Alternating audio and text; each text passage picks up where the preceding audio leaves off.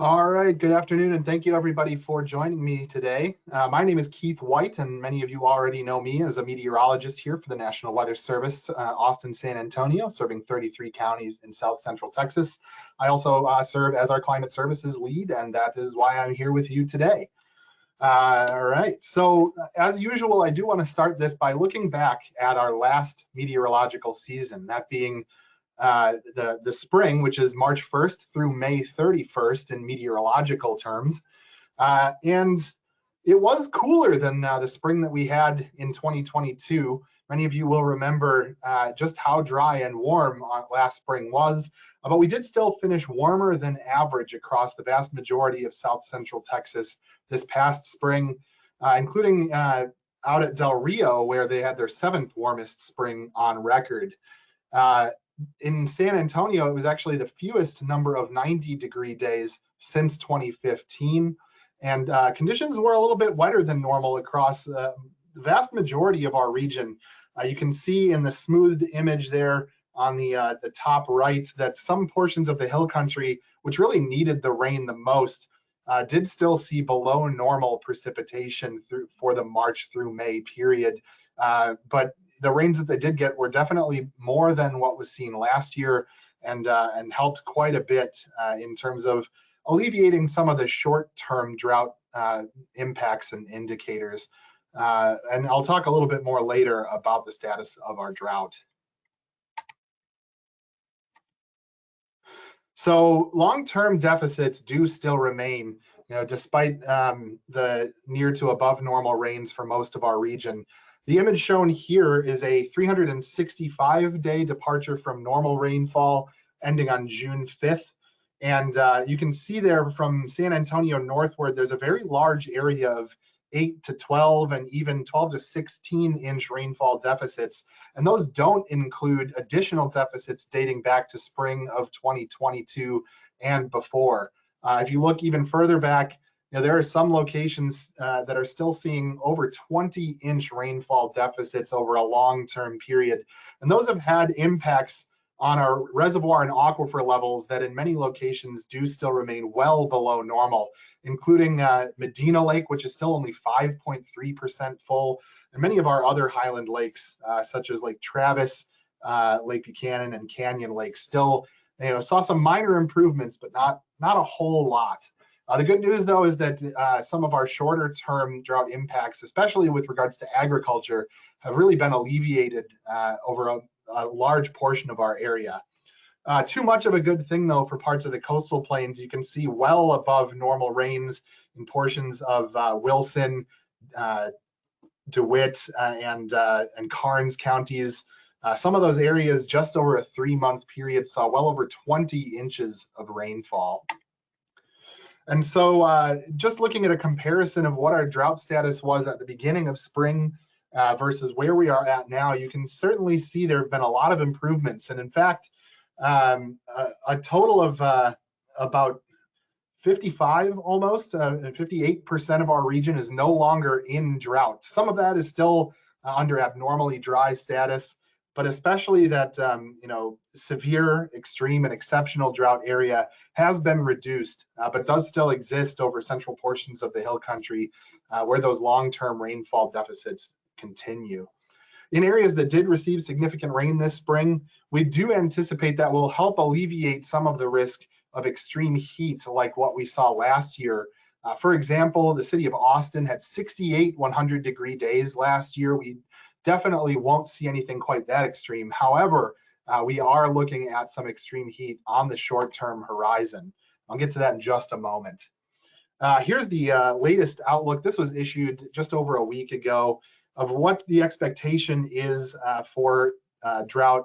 And since then, some of this area here in South Central Texas that was shown as drought removal likely, that has indeed occurred with the latest update just yesterday. Most of this area in the hill country that remains in D2 drought and above is expected to persist now that we're starting to enter our climatologically drier summer season. Looking at our climatology for the area, this is exactly what I was talking about. If you look at these green bars here, those are the average monthly precipitation for Austin, for Del Rio, and for San Antonio. And you can see that June is still a relatively wet month, but as we go through the month and head into July, we do see a reduction in average rainfall at Austin and Del Rio, and then that reduction continues into August at San Antonio. These are the 30-year normal values for the 1991 to 2020 period.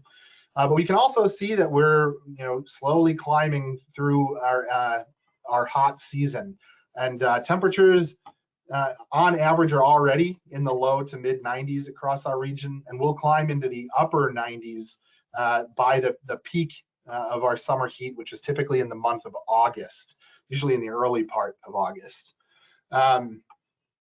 Our secondary climatologically wet season will ramp back up as we head into fall, and I will, just as a sneak preview, talk a little bit about what the impacts of the latest El Nino will be for that. Through the summertime, looking at our severe weather climatology, we are moving out of the season for hail, tornadoes, and straight line wind damage from thunderstorms. Still relatively elevated here in the month of June, and they can still occur in July and August, but sort of except for December and January, they're relatively quieter months in terms of severe weather. However, there is still a risk of flash flooding in our region this summer, decreasing though as we head towards the latter portions of it. So looking at the near term, we're already expecting above normal temperatures over the course of the next 5 or 6 days, and that's expected to continue throughout the following week as well. These outlooks for the 6 to 10 and 8 to 14 day periods going all the way out to June 22nd show a high likelihood of above normal temperatures on average, and odds are tilted towards below normal precipitation as well for the middle part of June. And these outlooks are updated every single afternoon, right around 2 to 2:30 p.m. And you can see these at the CPC homepage at cpc.nsep.noaa.gov. Looking out at the longer term, there's a number of long-term models that we can use to get a little bit of a hint at what might occur over the course of the summer. And one ensemble that sort of takes all of the data from those and aggregates it, sort of averages it out, roughly speaking, is the NMME, or the North American Multi-Model Ensemble. And this model thinks there's a pretty decent chance, about a 50 to 60% chance for much of our region, of above normal temperatures in the June, July, and August period for most of our region. Maybe a slightly lower signal over far northern portions of South Central Texas. And although it's not shown, there also are temperature anomalies, which is the difference from average.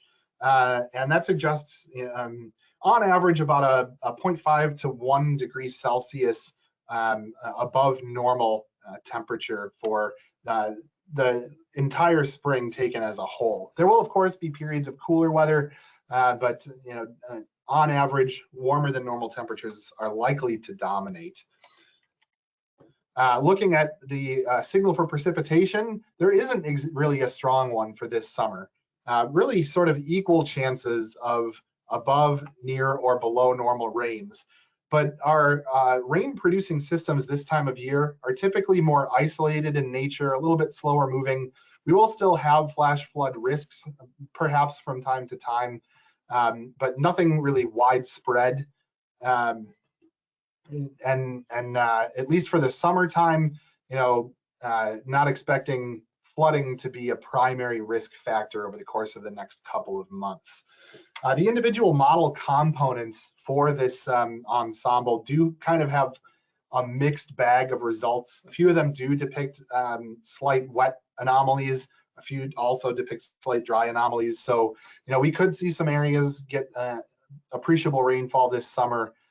We also could see significant dryness. But again, with it being a drier than normal season on average, or not a drier than normal season, but being a drier season on average, we're not expecting significant widespread rains over the next couple of months, barring a tropical system impacting our region. So the monthly CPC official outlooks are out for the month of June. Obviously, we're already over a week in, so this these slight odds for wetter than normal conditions, we're sort of taking into account rains that have already fallen. At least for right now, it looks like we'll be entering a drier period after tomorrow for much of the middle of the month. It remains to be seen what the last week of June may bring. In terms of temperatures, not a strong signal for the month of June when they issued this. However, given that we've been relatively warm already, near normal to slightly below, but we're expecting this extended period of warmth, I would actually say it's more likely that June will end with above normal temperatures for our region when all is said and done, unless the end of June brings some surprises that are unforeseeable at such long lead times. And then the seasonal outlooks for the month of June, July, and August. Again, these are average conditions. There will, of course, be periods that differ from these average conditions, but there is a likelihood of above normal temperatures on average through the summer. And unfortunately, not a strong signal for precipitation. We do have equal chances of below, near, or above normal precipitation for our region this summer. And these outlooks are updated once a month. They'll be updated for the July, August, September period a week from yesterday. For those of you that are interested, those can also be seen on the CPC homepage. Look at our status of the ENSO cycle. So this is that burgeoning El Nino that I hinted at earlier. What we're looking at right now is a map actually from this time last year on the 15th of June, 2022. And the colors here are sea surface temperature anomalies, where the blues are waters that are colder than normal, the reds are waters that are warmer than normal. And for the El Nino sort of monitoring, we're looking at the central and eastern Pacific near the equator, so the region that my mouse is sort of outlining here. And we were in our third year of La Nina at that time, or entering our third year of La Nina at that time, and that had some implications on how much drought was able to expand last year. But here's what it looks like now. And we've already entered officially as of yesterday, El Nino status. Now, we don't anticipate any immediate impacts here in South Central Texas from this. Looking at historical data, the teleconnections, the two weather patterns over the continental United States are strongest in the winter and really don't begin to ramp up until fall. So at least in the immediate term, not expecting a whole lot of impacts from this El Nino development, but it may be good news for us as we head into the later portions of the year. Here's the outlook that was just issued for that. Essentially, El Nino is expected to continue for the foreseeable future through this upcoming winter and into 2024. Some of the models that are used for forecasts of El Nino show the potential for this to become a strong event. Looking at these temperature anomalies, the 0.5 degrees Celsius line is where you would officially declare an El Nino, a weak El Nino. Above 1.0 degrees would be a moderate El Nino, and then above 1.5 degrees would be a strong El Nino. And so it looks like there may be a chance for that El Nino to continue to strengthen through the rest of this year. But in fact, I haven't shown the whole table here, but the official odds are for a 56% chance for a strong event by the November, December, January period.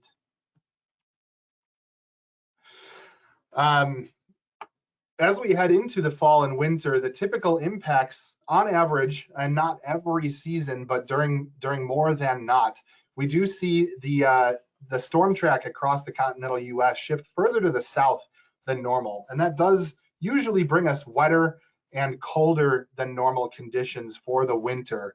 And we have also seen in our region some significant flooding during El Nino falls. So that will be something to watch out for, and that I'll discuss in further detail in about 3 months when I give my fall outlook. But I just wanted to give sort of a preview, since we do still have areas in drought, that there are some signs on the horizon for later this year that there's a chance for some more improvement as we round out 2023. El Nino does also have impacts on the tropics. And so officially, tropical season in the Atlantic did begin on June 1st. And the outlook was officially issued where this first arrow is shown in late May, and it will be updated in early August. Typically, El Nino patterns will increase vertical wind shear in the Atlantic basin and can contribute to lower than average activity for the Atlantic basin. However, for this year's outlook, there are some competing factors that have led our official outlook to be essentially calling for a 40% chance of a near normal activity season in the Atlantic basin and equal 30% chances of above normal or below normal activity. And part of this is because of sea surface temperatures in the Atlantic that are higher than normal, and those warmer waters can help fuel strengthening tropical systems. There's also an expectation of an active West African monsoon, and that leads to more frequent African easterly waves that move out over the Atlantic and can frequently be the seed for developing tropical systems in what's called the main development region of the Atlantic. So it remains to be seen exactly what will happen. Odds do lean slightly towards a near normal tropical season, but none of this says anything about landfalls. It's really impossible to say whether or not landfalling systems will occur this season, and all it takes is one to cause big issues. Last year there was really just the one big hurricane that made landfall on the U.S. coast, and that was Ian in Florida. And many of you will remember that was a very significant hurricane, and that can happen during El Nino seasons too. So it is important to still be prepared for that possibility every year. And it also only takes one weak tropical system to cause problems in south central Texas with rainfall. Water, and particularly for our area, flooding inland rains are the biggest risk in terms of the impact to human life. And so anytime there is a risk of a tropical system impacting our area, that's a time to have heightened awareness and to take action to protect life and property. Moving to a slightly different topic, fire weather. Right now, we're in a period of lull, thanks to so much of the rain this spring. However, over portions of the Western Hill Country and Southern Edwards Plateau, where it was a little bit drier, especially over some of the latter portions of the year, soil moistures do still remain slightly below normal. And looking at one way of looking at sort of the energy available for wildfires, the energy release component, while it is below normal, this upcoming period of heat and dryness is expected to, if you see this green line, that's the forecast, expected to bring that energy release component back to near normal. And if we were to see dryness and heat continue through the summer, that could lead to another period of perhaps enhanced wildfire potential, and especially fire weather risk, especially towards the latter portions of the summer. All right, so to wrap it up, antecedent conditions don't really leave a whole lot of strong signal for the risk of heavy rain, flash flooding, and river flooding. All it takes is one slow-moving, heavy rain-producing thunderstorm to cause localized issues, and that can occur at any time of year, including in the summer. So at least as of right now, holding about a near normal risk for flooding impacts. In terms of the tropical weather season, near normal seasonal storm totals are currently favored, but there is still a chance for an active season. And again, these outlooks say nothing about landfalling systems. All it takes is one, and so everyone will need to pay very close attention when there is a chance for a tropical system to impact us here in Texas. And then in terms of excessive heat, obviously we're entering one of those periods now. And as we continue through the summer and our average temperatures rise, it will be several months of heat health risks So we've already begun ourselves to push out heat safety messaging. We recommend everybody else that has the opportunity and has a platform to do the same. Appreciate the kind words, John and Bob. Here we go. Here's our first question. Are we going to be affected by the Canadian wildfires? That's a good question, and largely no. This time of year, it's exceedingly rare for us to see a straight flow from northern Canada, where most of these wildfires are ongoing, due south into Texas. The northeastern US has had a persistent upper level low pressure system spinning around and essentially dragging the majority of that smoke all around northeastern portions of the United States as it wraps counterclockwise around that low pressure system. We will see some air quality issues from time to time. There has been occasional smoke this spring from agricultural fires in Central America. At times this time of year, we can also see plumes of Saharan dust work their way into our area. And occasionally, when there are wildfires a little bit closer to us, especially in the western portions of the US, we can be impacted by smoke. But in terms of the ongoing smoke plumes that have been heavily impacting portions of the United States, we don't anticipate those to impact Texas. Next question. On slide 12, what is NDJ? That stands for November, December, and January. Thank you for asking that question. I could have made that a little more clear in the text.